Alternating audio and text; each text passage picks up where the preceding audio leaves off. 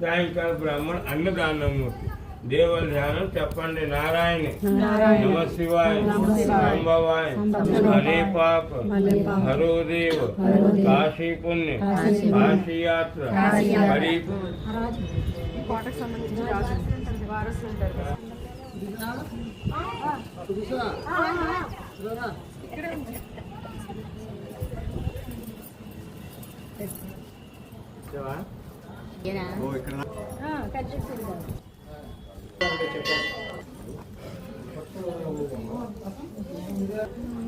ఉన్నది వ్యాసకాశీలో. కాశీకి ఒక 10 కిలోమీటర్ల దూరంలో ఉన్నాము. కాశీ వచ్చిన వాళ్ళందరూ కూడా వ్యాసకాశీ దర్శించుకుంటేనే యాత్ర సంపూర్ణమైనట్లు లెక్క.